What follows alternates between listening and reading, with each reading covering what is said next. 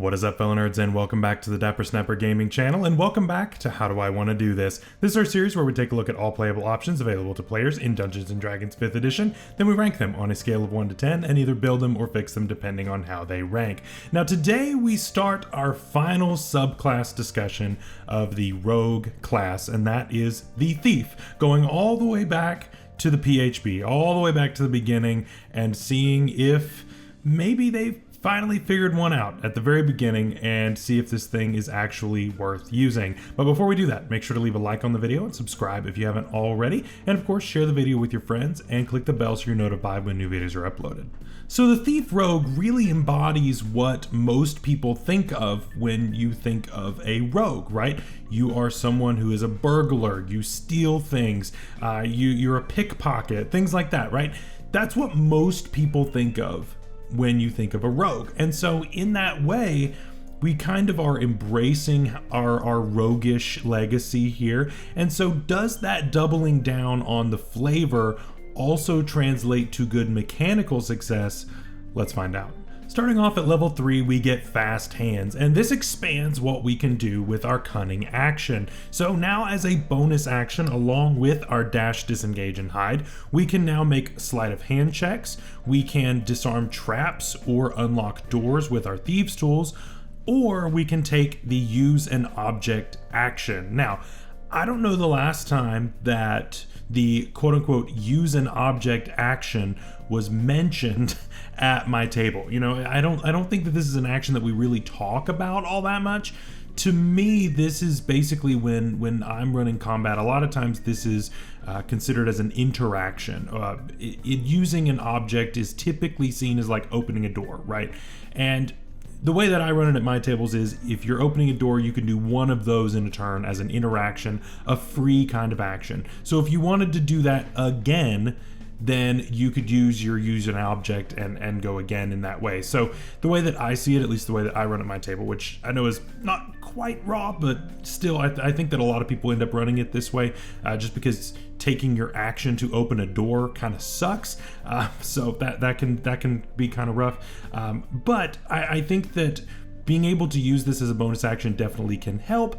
Probably not going to come up all that much, but the disarming a trap or unlocking a door, that definitely could come up as a bonus action. That's definitely pretty big. And then the sleight of hand checks, also not that bad. I don't think that this is anything crazy just because the use an object action is very limited. I don't believe that this really gives you access to like using a magic item or anything like that. That would be something separate. This is really just what would normally be considered an interaction, just doing things in your environment, flipping a switch, that kind of thing. Nothing major. So I don't think this is anything all that crazy. I'll give it a 7 out of 10. I think it's fine. I don't think it's anything insane, but I don't know. If you can think of more uses for this that deserve a higher ranking, let me know, but I don't think it should go any higher than that.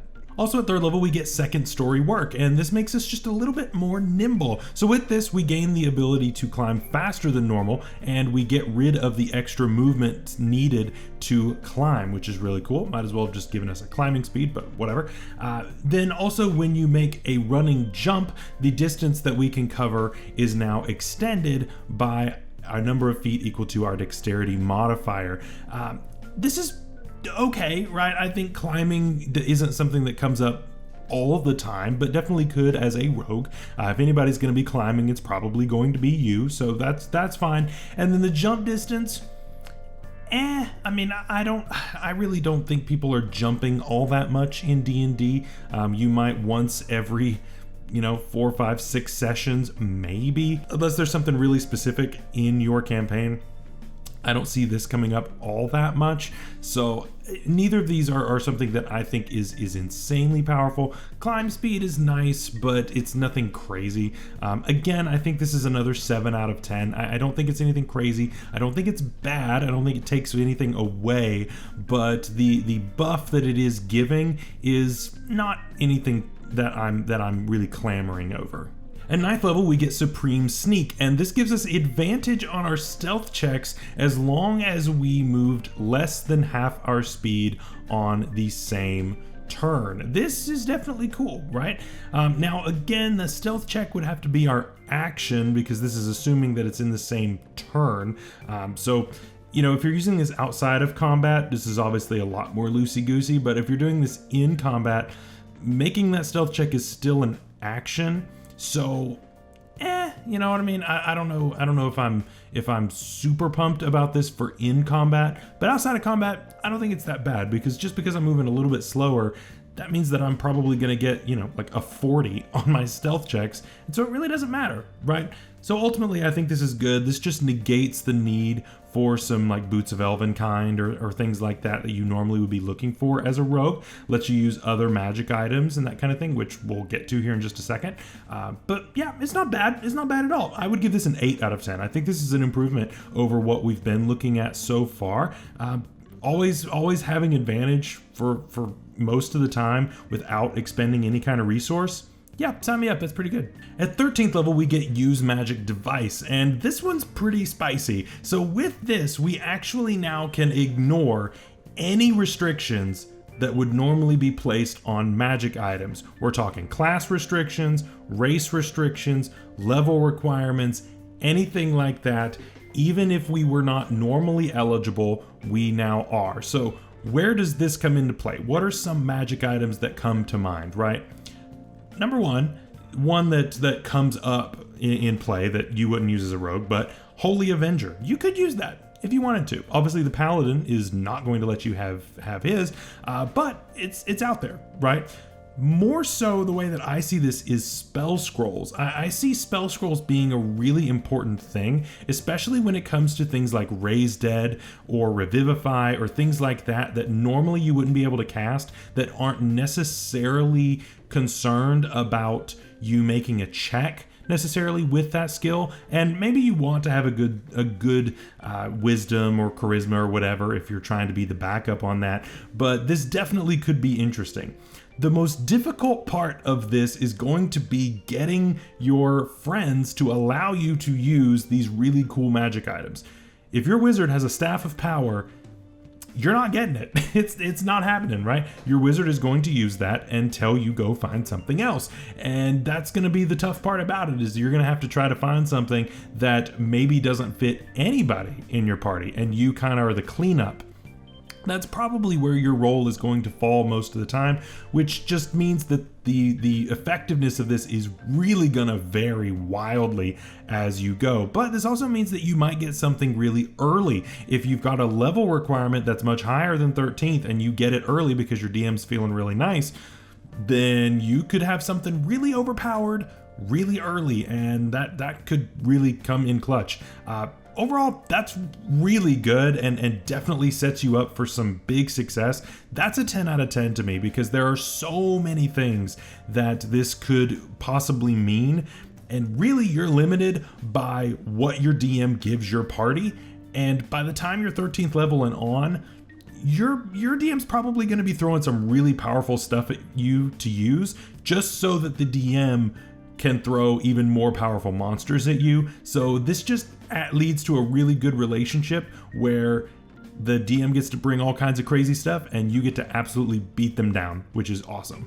Finally, level 17, we get Thief's Reflexes, and this is just nuts. You get 2 turns. So you roll initiative, you go ahead and go on the turn that you rolled, and then you subtract 10 from that, and then you go on that initiative again. That's wild, and it works as long as you're not surprised. You know, we talk about the effectiveness of things like the Gloomstalker Ranger, which gets something similar to this. You get an extra attack, but you don't get an extra turn. And with how much you can do on your bonus action, that's pretty cool. And this can definitely be incredibly effective beyond just getting extra sneak attack. Yeah, you could just attack twice and get sneak attack twice in the same round of combat, and it's free, right? You also get your reaction back because your turn came back up. So if you get a reaction that goes off between those 2 turns, you get it right back. So that could definitely be helpful as well. But to me, I think that the usefulness is far beyond what is just attacking twice. I think that you can do so much more with this, and I don't know how you give this any less than a 10 out of 10.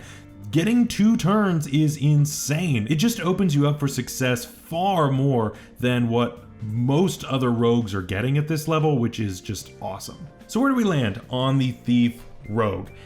I think the subclass is okay. I don't think that this is anything mind-blowing despite what we got at later levels, but the thing is, later level stuff really doesn't count all that much just because most people aren't going to get that far. So those ratings don't carry nearly as much weight as what the earlier ones do. So let's talk about that, right?